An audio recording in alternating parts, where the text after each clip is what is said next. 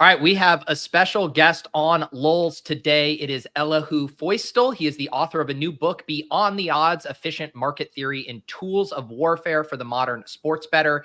Many of the topics he writes about are right in our wheelhouse, things we've discussed here on Lulz. So excited to dig deeper into topics about the sportsbook versus the players, the recent DraftKings issues, and all kinds of other stuff under that umbrella. I'm Pete with Brick. This is Lulz. Let's do it. Does he think? I think he thinks this. He thinks this is a go. Vegas Dave thinks this is a go. Hot naked girls doing yoga. What? Why don't you just win like a man? Random.org. Type in 1 for yes, 2 for no, and let the DFS gods pick for you. And I'm absolutely begging you not to dupe us. Please don't dupe us.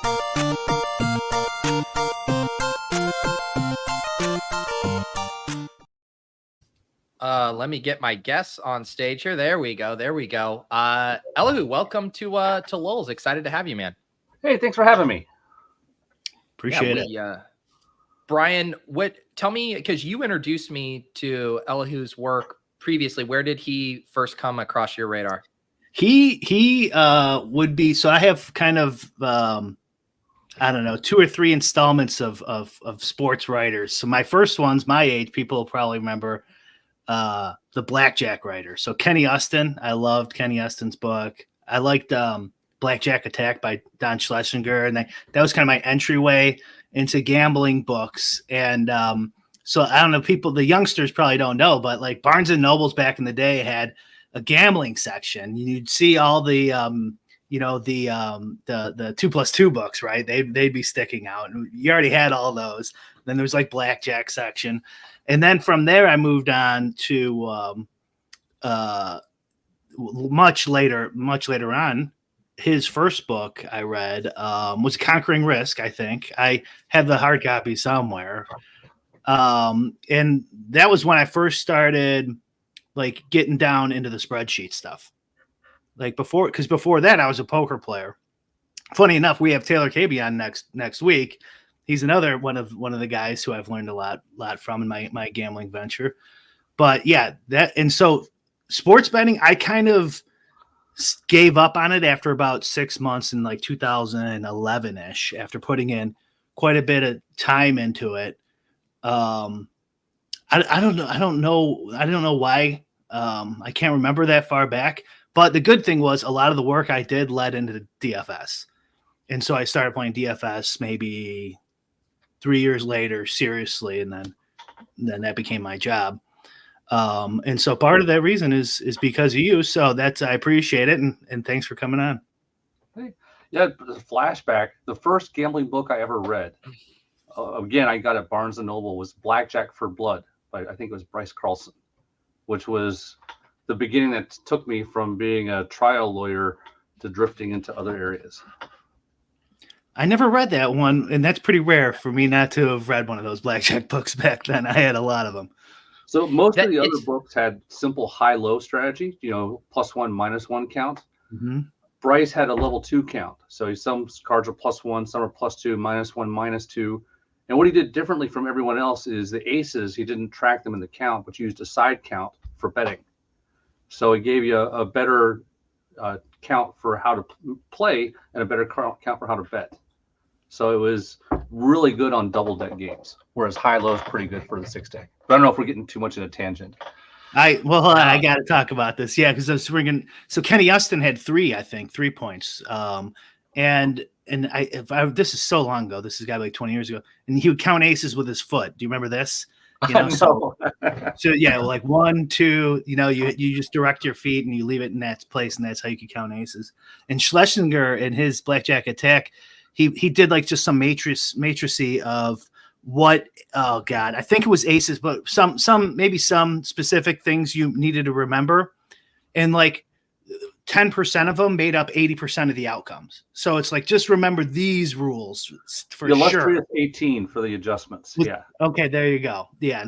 I'm sorry, Pete. We're geeking out here. No, I love it. I was around, one of my first introductions pre-poker too was, again, not quite as in the weeds as you guys were, but Bringing Down the House, the book about the 6 MIT students. Like that was what got me really excited and jazzed up about the world of advantage play and gambling as well. So seems like Blackjack is a gateway drug for everyone. Yeah, and people who learn blackjack tend to learn risk management really well. That's the most critical thing in blackjack is knowing how much to bet relative to your bankroll and not overbetting it. And so many poker players, I think, are terrible at risk management, and sports bettors are just in general bad, but not as bad as poker players. But the guys who win at blackjack, they understand risk management. So I like working with guys who have already done blackjack in the past. How do you, like, if you're going to define risk management, I know a lot of people in our circle with DFS and best ball will talk about bankroll management. How is risk management different than that? Yeah, that's the same. It's whatever your bankroll is, you're not betting more than you should. That's the core of risk management. So in blackjack, it's pretty easy because one, pretty close to what your edge is. It's a lot harder to know what your edge is in sports betting or in fantasy draft. Yep. And how did you, because I know are you still a practicing lawyer? Like what came first, your sports betting and advantage play or being a lawyer? I started law. I graduated from law school in 95 and I practiced law for 9 years. I still have a law degree and it's active. I haven't thrown it away yet, but I don't do, and it's actually surprisingly useful in sports betting, looking at T&C and finding ways to avoid problems. It's not very helpful with gaming commissions because they tend to ignore the rules. But that is, and I know a lot too of kind of like what you're talking about, and Brian and I have touched on this a little bit, like the morality of some of the issues around this game of cat and mouse between the sports bettor and the sports book, and like where is that moral gray area? And it sounds like you might have a different perspective because of your legal background on some of that. Well, I don't look at it from a framework of morality so much as a legal framework.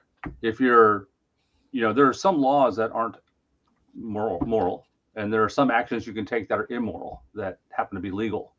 So rather than look at it from a right or wrong, I just look at it from a criminal law and a contract law framework. Yeah.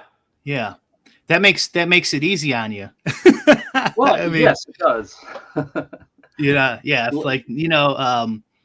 I think there's, also, what you ought to do, right? Should, is I think could be taken into account. Like, maybe I can use all the coupons at this company to make $5,000 back. But ought I do that? Probably not. What they should do is take a bet and you should just beat them and take their money. That's how, or lose to them like most people do. That's why this is so interesting of a morality discussion. I know maybe we don't have to talk about it. We could talk about law only if you want, but I think that's what makes it so interesting. And it's not just their behavior. It's their behavior in context of the government and limiting making barriers to entry for competitors who would not limit you possibly, but they can't because their margins are low. Burying the lead here, I think it's probably morally, if I could use that word, probably okay because of their behavior. But I'm still not entirely sure. But let's say those barriers weren't there. They weren't using the government to protect themselves. They let people bet some sort of reasonable limit. Then I would say quite clearly, no, it's probably not. You shouldn't do that. Like you shouldn't behave that way. Let's define your framework for morality. Okay. What makes, before you say this is moral or immoral, what makes an action or inaction moral in your viewpoint? It's one framework might be do what is good for everyone. Another framework might be do what is good for my profit. What is the framework you want to use when you're analyzing morality? Oh God. I mean, this is going to get deep, but I would have supposed to do something. Probably private property rights. So it's their property. I don't have a right to someone else's property. It's their business. Mm-hmm. I wouldn't want something like that done to me, so I won't do it to them. Morality gets really deep. Like we're getting into like Jonathan Haidt here and stuff like that. And not even 10 minutes into the show. This is what we do. But like then you get it, you get into some stuff like you really can't define morality and stuff. And like a lot of it's due to evolution. right? And the reasons we behave in a tribe, and then I have these feelings because of this stuff. I just don't know. I don't really want to talk about that. Like, clearly, taking stuff from a business is, I think, the vast majority people would say, reasonable people would say that's wrong. So you just described several different ways to evaluate it. For when I'm thinking about morality, am I the most important thing? Is my family the most important thing? Is my tribe the most important thing? Is my country the most important thing? Or is the species as a whole? So you can weigh it however you want. And if it's just your tribe or your family, it's very easy to justify a lot of things. If you're trying to create a profitable society where everyone has a chance, then you may have a different value set. And just to frame this for people, because I know we kind of like jumped ahead, where I was piggybacking off of was this idea of basically what sports bettors can do in that game of cat and mouse. And maybe specifically we could frame it through the lens of bearding or multi-accounting. Okay, back to the law. Okay. So take us back to the law.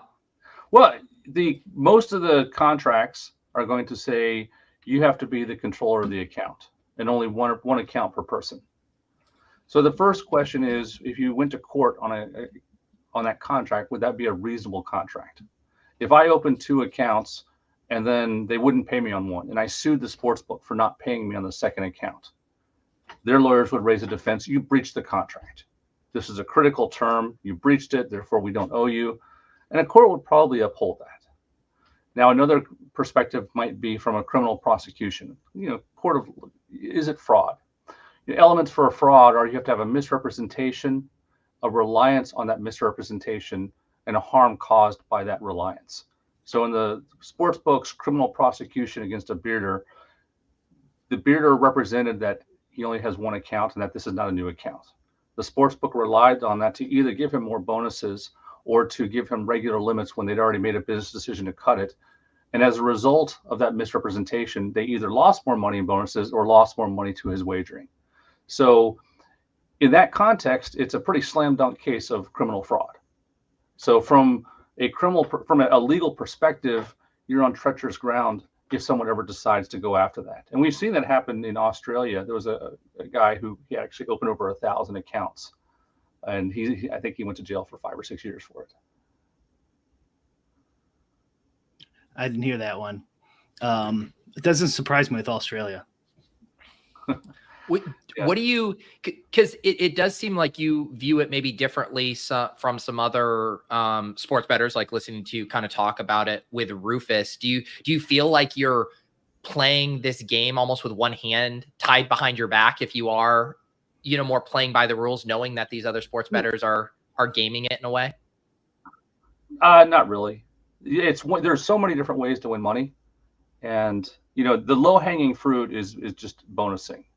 Bonusing or abusing Camby that has just bad lines.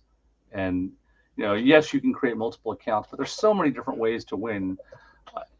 It's just how hard do you want to work to make your money? That's the only question. How much do you want to make and how hard do you want to work? It's not really a handicap to not be able to bet into multiple legal accounts. It's one set of options doesn't exist, but there's lots of other ways to win. Is the getting down the hardest, do you think? I mean, Spanky always says that. It depends on how much you want to bet. If you're obviously the more you want to bet, the harder it is. The earlier you want to bet, the harder it is. And the softer the book you want to beat, the harder it is. If you don't mind betting late into mature markets and big books, it's not hard. But it's more difficult to generate winners against that line set also. So the sports betting kind of industry, for me and Pete talk about this every now and again, doing content like this, besides podcasts for sports betting is kind of boring and no one really does it well.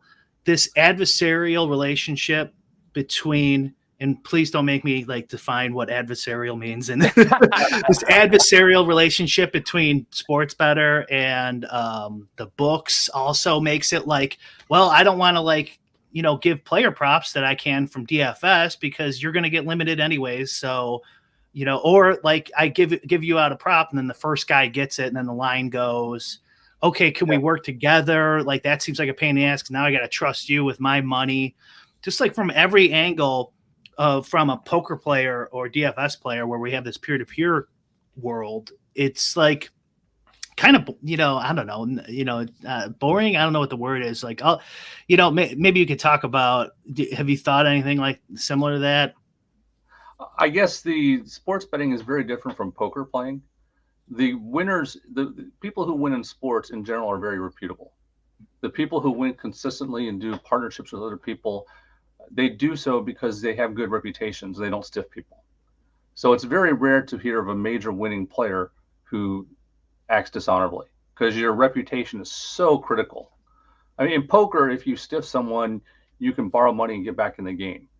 In sports, if you have a reputation for being a liar, everyone knows it, and your best relationships can't exist then. The ability to bet large or to bet into various outs will be stifled if you have a reputation for dishonesty. What about content-wise? Like, do you see any fun content? Twitter's entertaining sometimes. It would be extraordinarily hard to do a podcast every week with good original content. So you can only hit serious stuff so much. You can hit new news so much, like the DraftKings plan to cover up the mistake they made several years ago in agreeing to a 51% tax rate in New York. But how many new events happen that are interesting and can keep people watching a podcast for an hour? Yeah.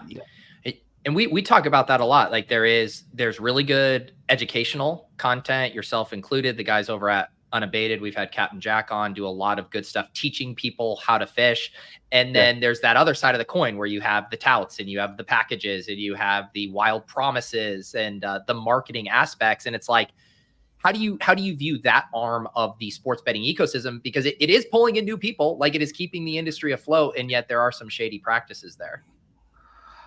Well, and that goes back to vices. Gambling's a vice, but you're free to do it. People who use touts probably have no expectation to win, but they probably enjoy the process.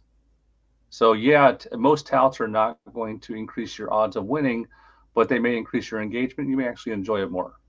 I'm not really sure though. I don't use touts. I wouldn't expect to make money from them, but I wouldn't necessarily say they're evil. I mean, how many people who follow a tout actually expect a guy to hit 80%? You read the mentions, it seems like a lot. Well, it's always surprising. Yeah. Then, our math has failed us in elementary school, I guess. Yeah.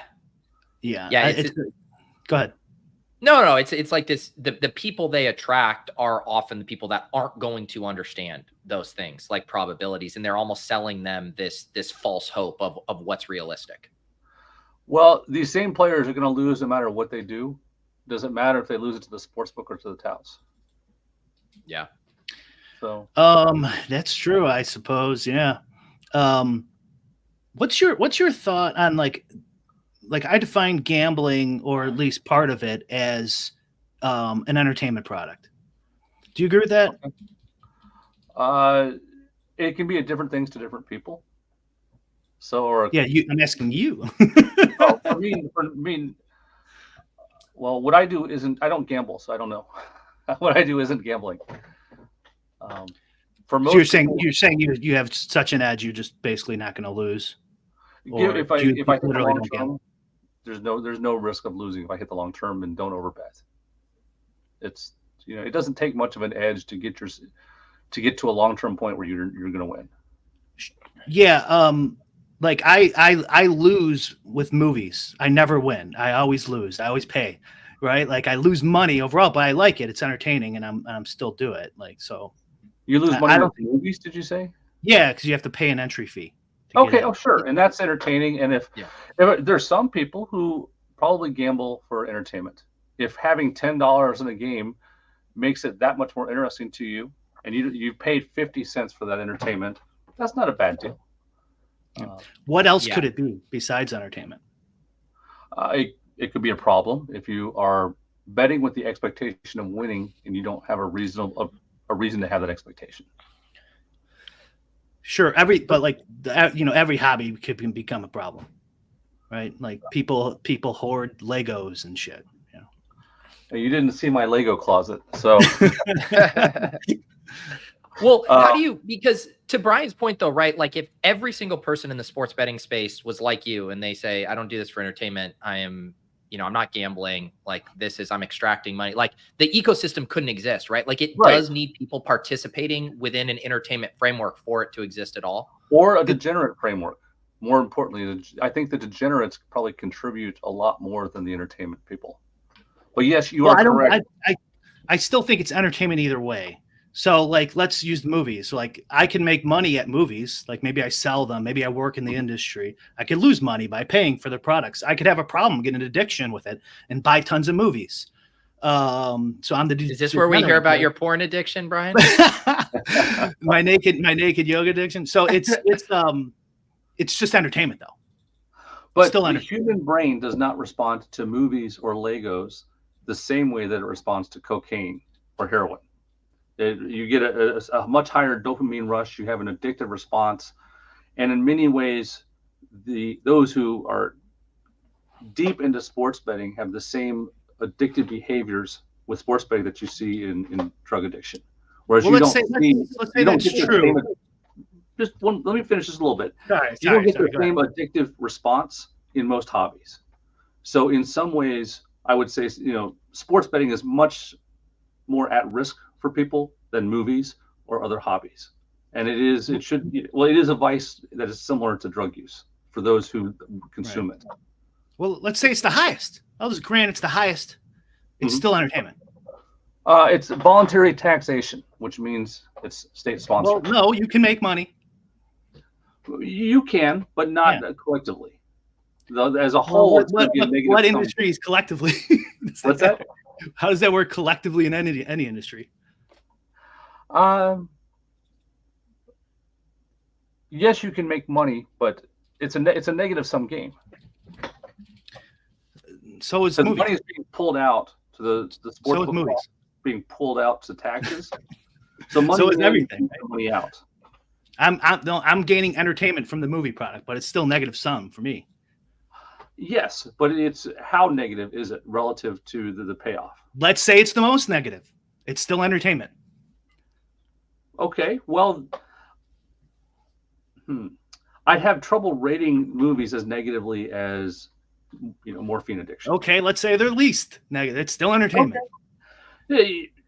Life is short. You have to enjoy life. The question is, how much do you pay for your vices?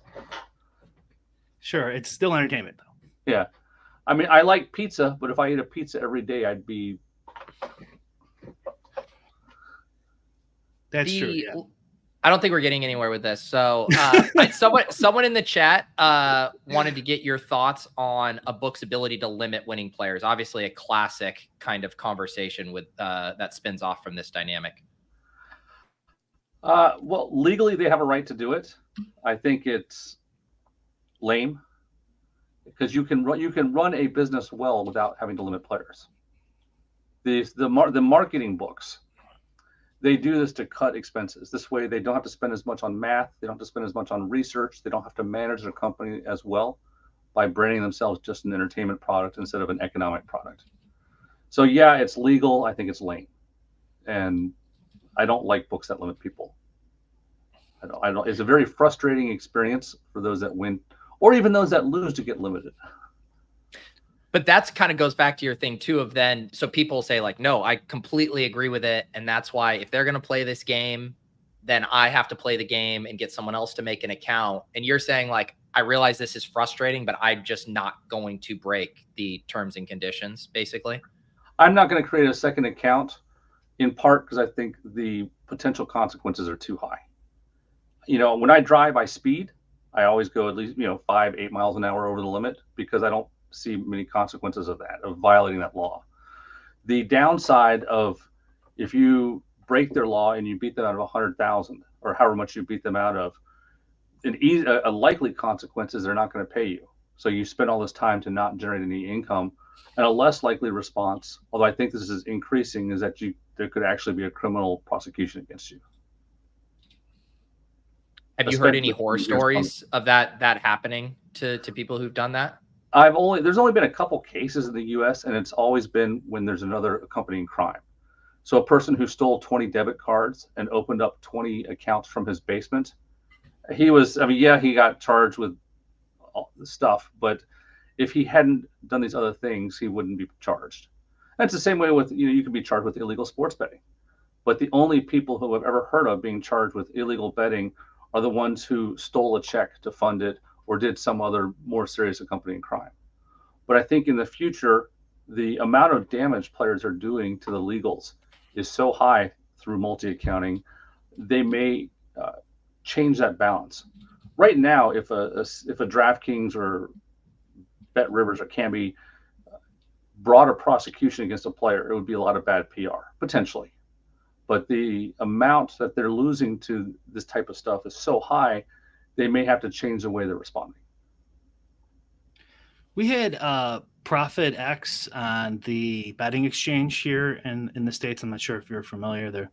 I guess they're going to like what do you say, 40 states or something like that, Pete? It was a good chunk, yeah. And it's peer-to-peer. It's peer-to-peer, and their angle is they're going under the sweepstakes model in these states for peer-to-peer betting. If you don't know a lot about it, you don't have to answer, but like, what is your take on their chances of success through that angle, and then peer-to-peer books in general? So there's two different issues. The first would be the legal angle. I don't know if a betting exchange can properly fall under a fantasy draft rule set. I don't know that, so I'm going to skip that. The other thing is, from a business perspective, is an exchange, any type of betting exchange, likely to succeed in the U.S.? And for the next few years, I think that's unlikely. I think most players aren't sophisticated enough to appreciate what they're gaining from an exchange, and the liquidity isn't high enough probably to get the higher level players involved. What about, we talked about this with him as well.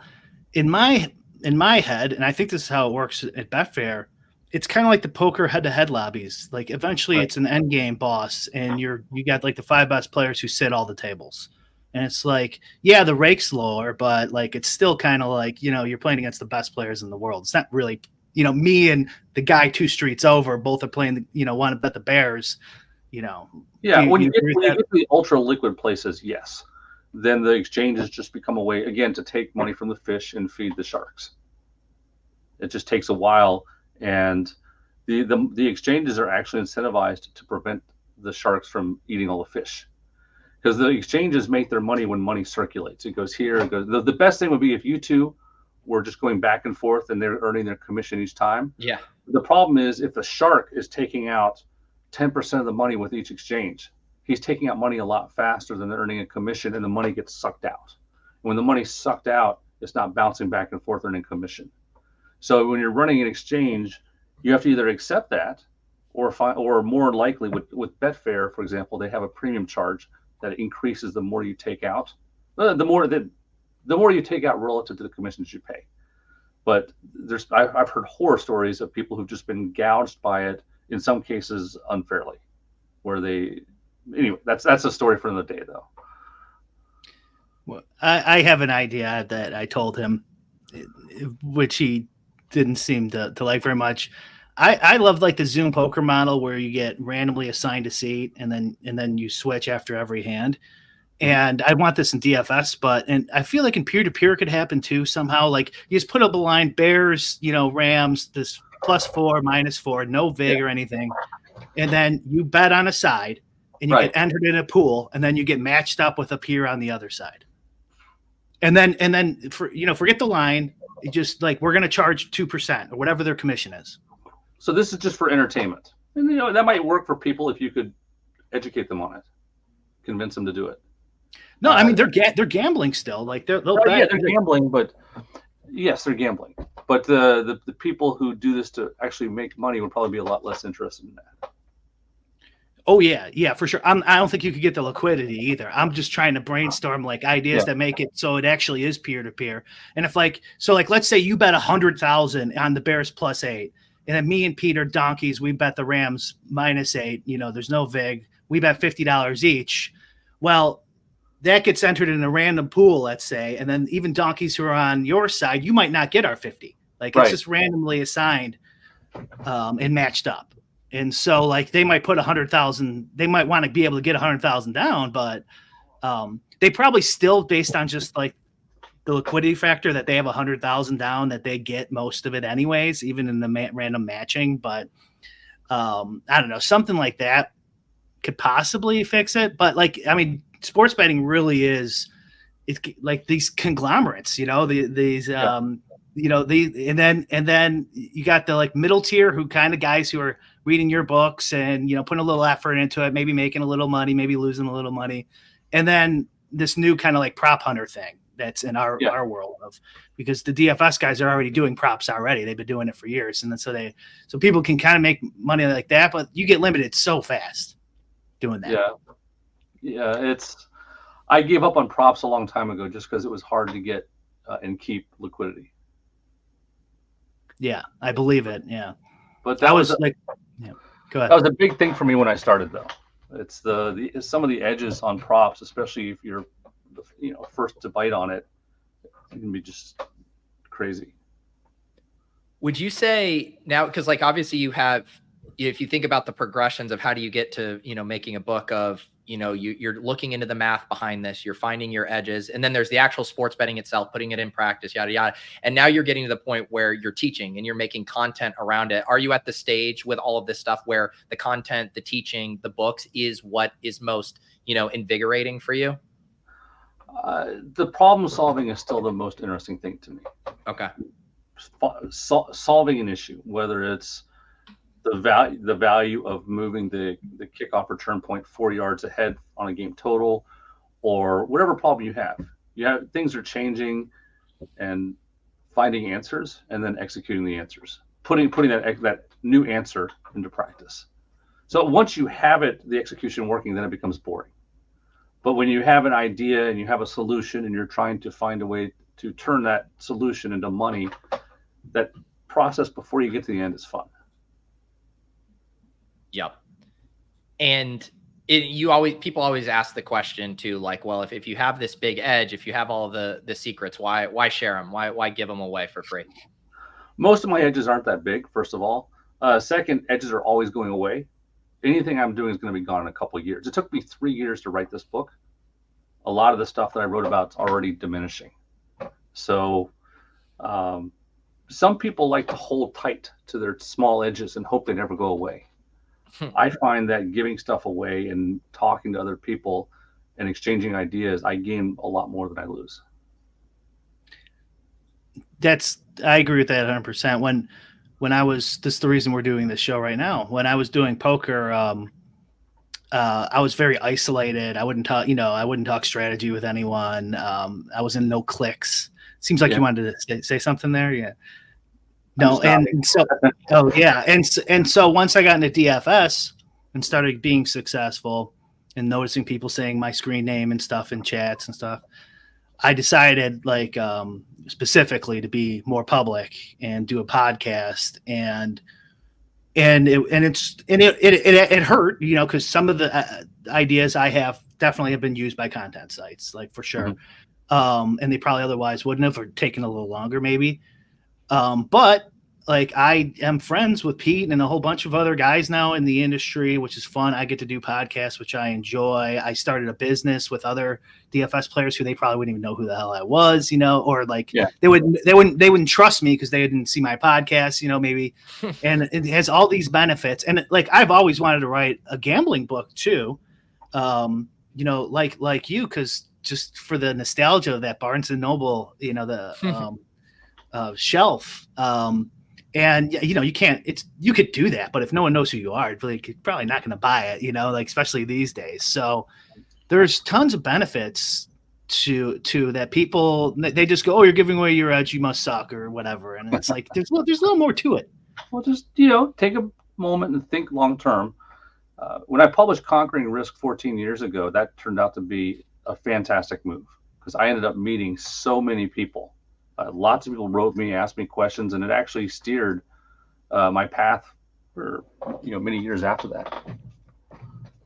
You took a lot of, so this is, I remember in the what 2010ish or whatever, was the RX forum, one of the sports betting forums, and I was reading, there was a lot of mean comments towards you, and I'm like what are you talking about? Like where they like, it seems like sports bettors, like they have like they're very cranky. They're very cranky. Thank you, Pete. Like on Twitter or in the forums, they do not like people giving away edges, and I don't know, it seems to me like before I even followed you on Twitter a long time ago, you were taking a lot of shit in the forums. Well, I said a lot of stupid things then too. I say fewer stupid things now, but a lot of it was probably deserved. So I'll just leave it at that. Okay. Wow. Fair enough. The who do you think your book's like target demo is? Like who, obviously I think there's a nice scope to it, but like who is the type of person that this book was made for? Well, in the introduction, I say it's for people who already win. Now, people who don't win can learn from it, but the idea is it's aimed at someone who already has a good modeling framework or a good setup. And how do you go from where you are now to leveraging and making more and making good decisions long term? Looking at models, understanding risk, identifying markets. So it's very different. The first book from 14 years ago, my goal was to write at a 7th grade level to teach people the basics that they need to win at sports. And this one's at a more challenging theoretical level, although there's a lot less math. Yeah. Do you that's think why that I understood the first book? Right? What? I said that's right, that's why I understood it. I understood the first book because it was 7th grade. Did you have trouble with this book? Big words, yeah. Go ahead, Pete. You were going to say something. No, I was just going to say, do you think that's because that feels like a very narrow scope for a demographic? Because we already know there's so few winning sports betting players. And then the ones that are, what percentage of those have sophisticated models that they've already beat? So like, that's kind of a tight needle to thread. Yeah. And you're right. It is. And I said, I'm going to write the book the way I want to write it. And I said, I'm not going to, it's what I want to do. And I wrote the book I wanted to write. There were other decisions in there with some of the verbiage I used or some of the content that people told me I should take out. Like, my estimate of money levels for different levels of players or some of the actual specific facts I included in there. It was like, no, this is my book and I'm just going to do it the way I want. So the book's Beyond the Odds. We have the link, right, Pete, in the notes. I wanted to say, like, I think hopefully you get some attention here because a lot of DFS guys want those little models and Excel sheets that even sports bettors have that aren't directly useful, but that can be manipulated to be useful. Right. And you can see on page 37, at least the digital copy, you have a link to, it says 30 code examples of Excel and Pascal. So if anyone is interested in actual code, he's got 30 examples there. Yeah. And that was another thing I wanted to do differently, which was include a whole bunch of stuff that people could work through themselves. So I hadn't seen it, but originally I was just going to list give a file name of a Google sheet, but the QRC code made it a ton easier than having someone reading it, trying to type in 40 character length name. Yeah. And so it does. What it kind of makes me think, and I'm not equating it specifically, but did you have thoughts on the Billy Walters book? He also had like a chapter where it was like, less breaking from the narrative. And then like, this is my process. Like, this is what we were doing to be a profitable sports bettor. Did you have thoughts on that? I actually didn't read his book. Okay. I heard some of the things about the conversions he was using, and then I just didn't bother reading it. Yeah. That it put you off as if it like wasn't interesting or relevant for you. I think some of the push rates he used were just absurd. So I don't know all. I mean, I'm sure he did a lot of good things, but his approach is very different from mine. Yeah. So I think their approach was bet as much as you can on the edges you have. And I mean, how many times, I don't know how many times he went bust or overbet to such a degree that he had anxiety, but those are, execution issues that I don't understand why a person would do. Yeah. The interview I saw with him on Rogan, I think it was too, he was also saying like stuff you clearly don't know, like I can't remember what they were, Pete. Something like, like that betting moves the markets, not sharp betting or something like that. Like, just like obvious 101 stuff. And like, was he trying to dumb it down for the audience? I don't know. It was very strange. Yeah. Yeah. Did you go to Bet Bash, the recent big sports betting event? Okay. What is that like? I'll see some of the photos pop up on Twitter, Spanky in his tux. Like, is that kind of an extension of, the dynamic we were just talking about, where like you put yourself out there and now you meet this network of people, and it kind of takes this solitary thing and turns it into a communal experience? It was fascinating. It's actually the third time I've gone to Bet Bash, and there are some very smart people there, some very honorable people there, some scumbags there. You have the whole gambling community there, like a lot of the big hitters there. There was, inducted in the Hall of Fame, Jimmy Everett, who was had a Pinnacle in the computer group with Billy Walters a long time ago. He's actually the person who got me to walk away from my law job and go into sports betting. So it was a blast from the past seeing him after 20 years. But yeah, there are all sorts of people. They have a speed networking, which if you work hard to describe what it is you want and what skills you have, is very good at matching you up to different kinds of people.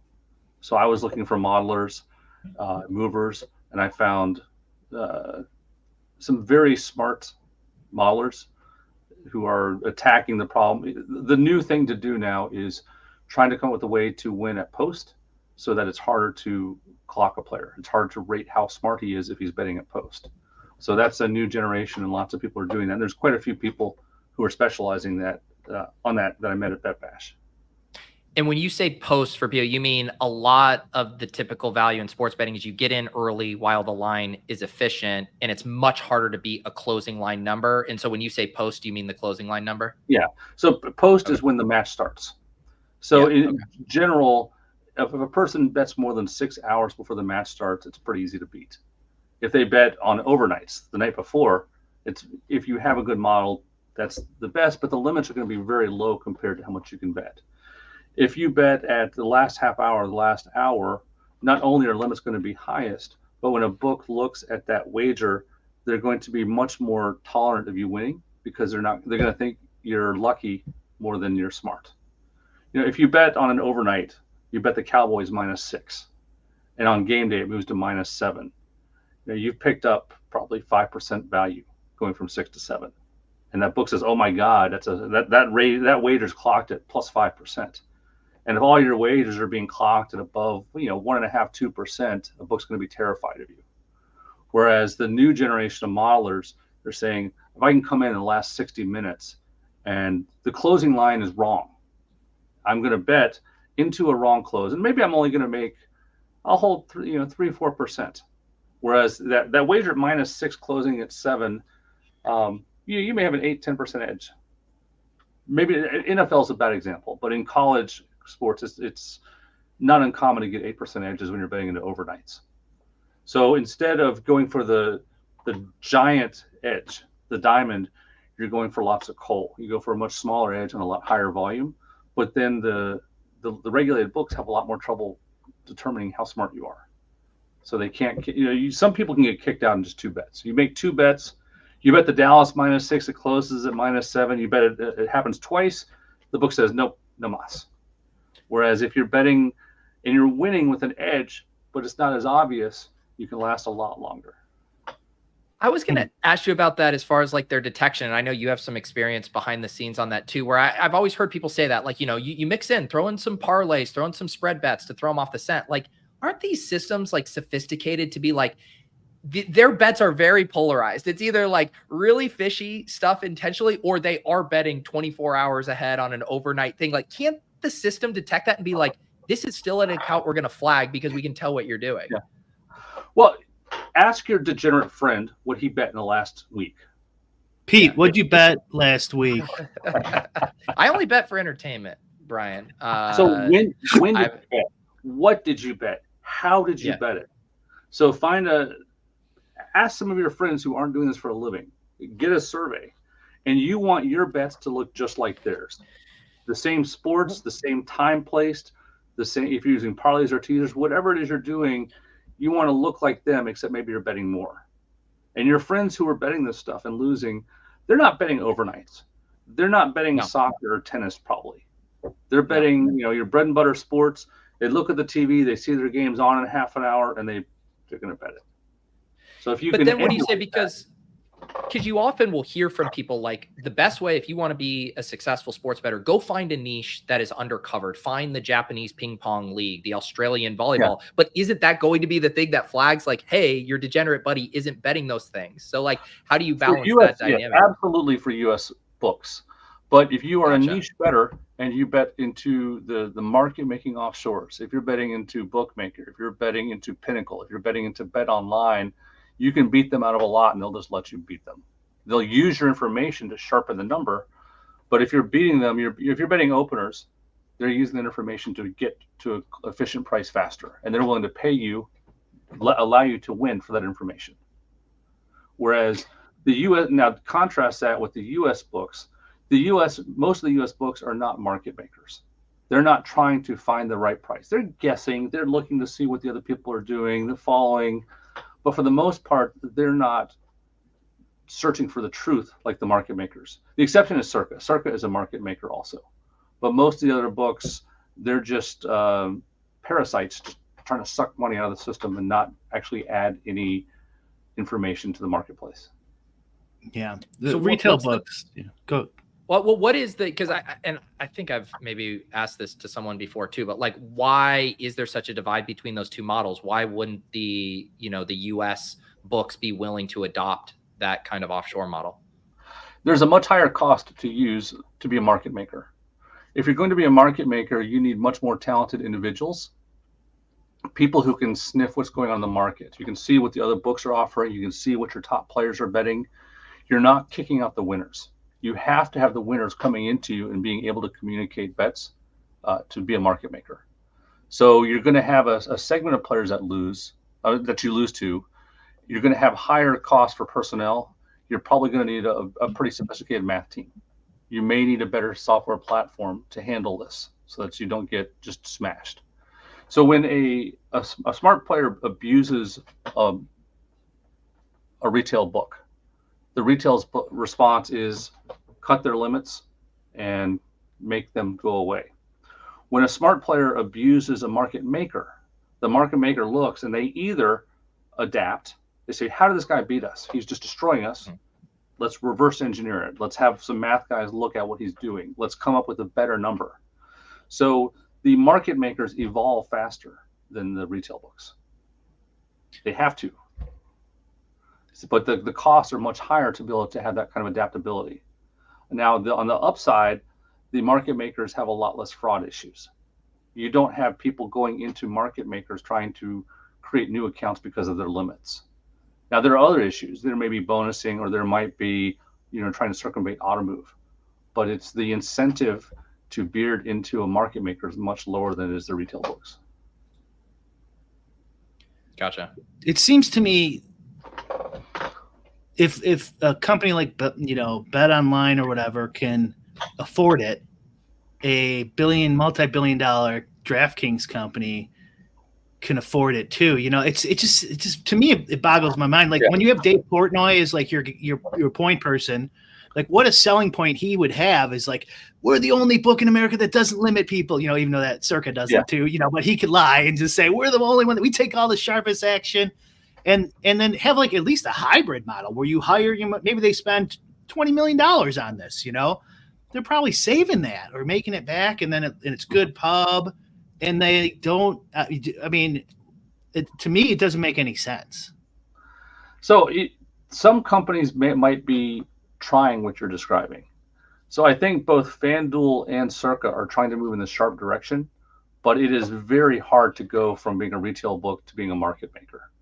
If you've already have a lot of your professional players collared, they're not going to give you the information you need. So are you going to uncollar them and then get pummeled, or are you going to start looking for new people? It's a daunting task, and I can't imagine how I would try to go from being an existing retail book to an actual market maker. Go ahead. I have a question. AI question. over under, let's just say that there's a chance of this, over under of an AI, they, bot or whatever you want to call it, that runs the book for them. And so it's not only a market maker, right? It's expert, sports better. It's taking all the info on the internet. It's making super sharp lines, making sports betting almost unbeatable for everyone. You think 10 years, 50 years, 100 years, is it possible? It will never be to the point where it can beat everyone, because there's information sources that you can't get on the internet. But you're already seeing a lot of this. Like, you have bots that are getting Twitter that are grading sentiment. You have this in stocks already, sentiment examiners. You have machine learning that is trying to help make markets, that is looking at competitors' prices and looking at your own players. So it's already moving in that direction. But I think it's a long way before it becomes not worth playing. And we're talking decades, not years. One of the phrases in the title of your book is efficient market theory. For people who don't know what that topic entails, what can they be expecting with that? The idea is that when a game starts, the closing line is the line you have when a game starts is efficient. That's one of the best measures of what's really going to happen in that game. And the example we gave earlier, we're looking, originally the price was Dallas -6, and by game time, it moved to -7. And if you look at the median outcomes of games, usually that last game is going to be a better measure of what's going to happen. So that's the premise. And there are 3 different things the book talks about following that premise. The first is using what I call answer key to price derivatives. So if you know the market should be efficient, and it should be roughly a 50-50 outcome, there are ways you can use that with sampling to figure out, well, if the Cowboys are -7, what is the fair first half spread, or what's the fair total given this market? And some of the assumptions of efficiency, I'm assuming that it's a 50-50 market, but what happens if in the past it wasn't? What if we were looking at 7-point favorites and somehow these favorites covered 58% of the time? So there are ways you can cheat to make past inefficient markets look efficient. So that's one of the things I talk about in answer key. The second big concept is using efficient markets to say how good our teams or players. Another example of that would be if the Cowboys were 3 points better than the Steelers, and the Cowboys are 3 points better than the Texans. If you believe those are 2 statements of truth, you can infer that the Steelers and the Texans are similar in strength teams on a neutral field. So there's some math on where you can optimize team ratings just using closing, instead of using statistics or scores, use the closing ratings, the closing lines to infer stats. And in many cases, you can get better projections than using actual stats. And the third idea of efficient market theory, again, assuming these closing lines are at least as accurate as the results, is a way to evaluate models and to evaluate players based on how they did, not versus results so much as against the closers. And when you're evaluating models and players, you look at both closers and you look at win-loss. But if you're looking at under several hundred plays, the closing line theory is much stronger than results. When you get to over a couple thousand plays, I'm much more interested in the actual win-loss, because if you're doing something very original, or if a player is very clever and doing something the rest of the world isn't, that's going to show in his win-loss, but not his closing line value. So was that just a whole mouthful?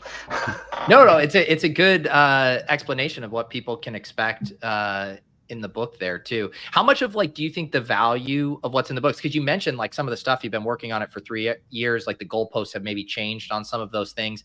Is it more too of being able to teach you how to fish, to look for the next opportunities, the next edges you're going to need to seek out to actually, consistently win at this? It's both. So the first answer key right now works. It's especially strong in football, and I think it's fairly hard to execute what I described. I've tried to walk some people through it, and it's taken several iterations for them to get from theory to actually getting something they can bet, and more people fail than succeed at it. But the idea of efficient market theory handicapping, that is a tool you can use going forward that I don't think that most people know about.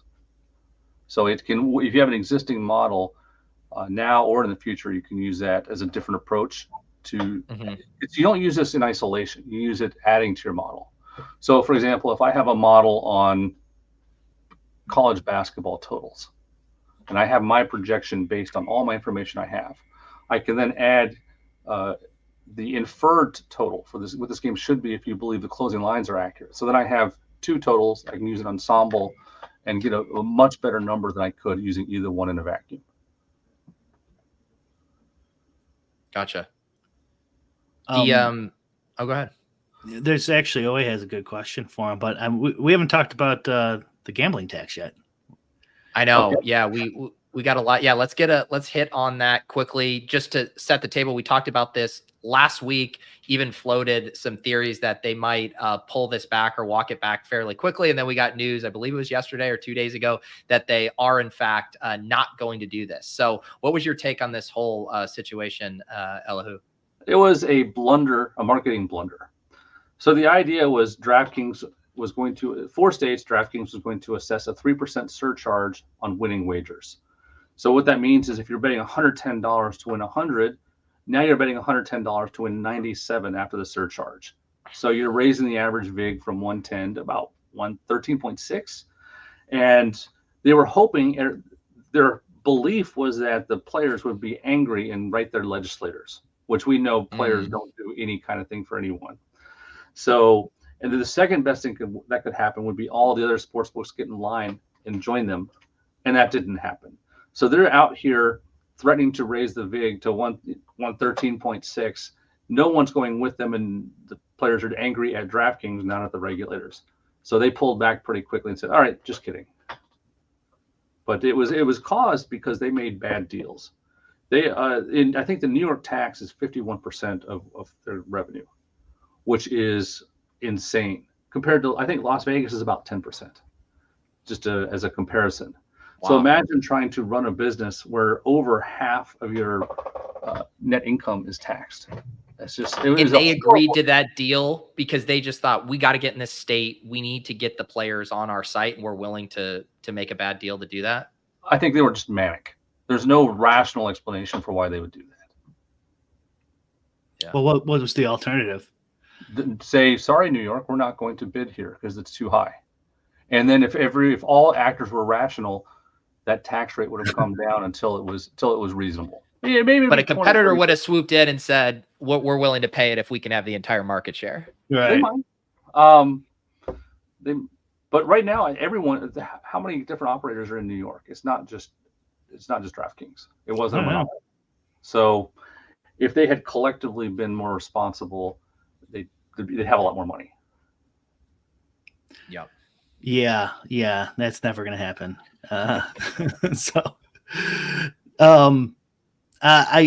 What do you think about the idea of adding that tax up front instead of giving less promotions? Maybe the VIG goes up a little bit, et cetera. Like they got to pay it one way, right? Right. So what is your alternative to them doing a surcharge on each wagering ticket? You're asking me? Yeah. Yeah. Oh, I don't work there, but I'm sure there's hundreds of different ones. They could lay people off. They could, they could raise VIG. They could, go ahead. That's what I was saying. Like, what's the difference of that? Because something about the tax just immediately feels jarring to people, as opposed to if you're minus 110 bet is now minus 115, 115. Like if you just folded it in. But if you're dealing, so if you look for Caesars in Canada is dealing a 36-cent line in NFL. So when someone looks to bet NFL on game day and they see they can bet the Cowboys or the Steelers at minus 118, there's a sense of outrage. It's anger because you're used to 110. Mm-hmm. So if it's obviously they're getting screwed, they're not going to like it. So if DraftKings is going to implement a policy to take more money from the players, it has to be invisible, and their approach was anything but. So they could do the most visible way. Yeah. No one understands the math the same game parlay. So that would be a way to do it. You just raise the correlation coefficients on anything a person wants to bet, and you're just going to steal a little bit more. But the way they did it was just a bad idea. Yeah. Well, I think it was fairly sharp actually, because I don't think the PR is really that bad. It was might even be given more visibility, and I think it was more of a message, to the legislature, like maybe hoping people would start calling and going like, why, what's going on with these taxes, and then maybe have a little more leverage at the capitals. And then they just walk it back a week later. And I think everyone's going to forget about this besides people like us. Most people don't even know that existed, so I don't think it was really I think it might've been kind of sharp. Okay. Well, we agree on why they did it, just the outcome. Yeah. It did seem like there was a calculated element to it, right? Like there's this only playing out over the course of a week, and it was like, oh yeah, no, we listened to our customers and now we're done with it. It's like this. There was this wasn't like, holy cow, we're shocked people don't like this tax. Wow, yeah, everyone's talking about this huge tax. Remember, people, this huge tax they're doing to us and you. Everyone's talking, but we're listening. We're such good listeners. I want to some people enjoying the streams. Capwise says he's going to buy this book. Have been meaning to. Good nuggets here. This is a good one to kind of wrap us up as we direct people to check out the book here. OA wants to know, what are some other good sports betting or related books that you recommend, you think are good besides your own, of course?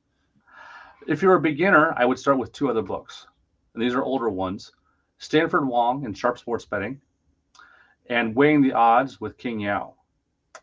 If you like to bet UFC, the Fightnomics, I think, is a great book. If you want to look into stats and how to really attack it and not just do it recreationally.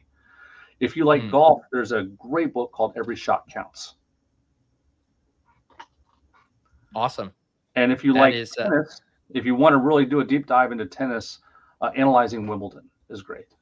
It's very math heavy. Now, I have a bias. Everything I like tends to have a lot of math in it. So if you don't like math, ignore all my suggestions. Yeah. I think people, get the gist. If you're going to put the words efficient market theory in even the subtitle of your book, I think you are priming the readers to know what they're getting into. Yeah, and that was another author decision. I could have just gone with the boring Beyond the Odds. I was like, no, I'm gonna spell it out and make people suffer so they know what the kind of pain they're in for. I know the book hasn't been out too long, but what has the early feedback been? I assume some people at Bet Bash had maybe already gotten their hands on it. Did you get any good reviews? People generally like it. There's been 9 reviews on Amazon, so it's 1.4, 8 5s, and it's actually sold a lot better than my first book. So wow, I'm even surprised. The rate or just the total numbers already?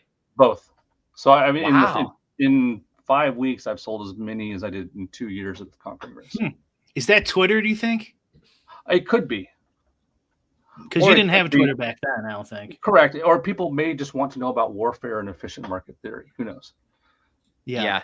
You're a bigger name. It is. And I do think it goes back to that, like, community thing, right? Like, imagine Brian, maybe instead of you, when we started Lulz, like, you immediately came out with your in-game syndicate. Like, how would you have done marketing wise versus, 4 years later or whatever it's been, having an audience, building up trust, building up a network, like, that has to have helped you to have been in the game for so long now. Yeah.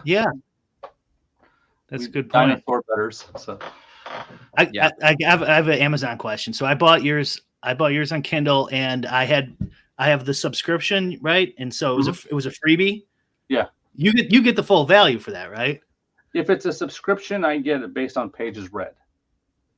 Really? Brian, you better read that whole thing. But I'll just do it really quick. And it's less. It's less. I could actually take a look and see. So let's see. This month there've been Ken P. Is that the name of your subscription service? I don't. No, that's not me. Oh, I have royalties, orders, and Ken P, which is some kind of pages read on something. Weird. So, I don't know. I bought it, on Amazon Kindle, the digital thing, and it said, free with your subscription. Okay. So, I was just wondering. It's like I wonder because I've done, I've done it a bunch of times over the years. I'm like, I wonder if the author gets screwed by this. It's so maybe, but I don't care. It's so easy to self-publish on Amazon. Yeah. And So now, so you send them a copy with Word. You can get an add-on that saves it in EPUB format. So you turn your Word document, you create an EPUB, you upload it, it's done. And if you upload a PDF with a cover, they print it on demand whenever someone buys a book.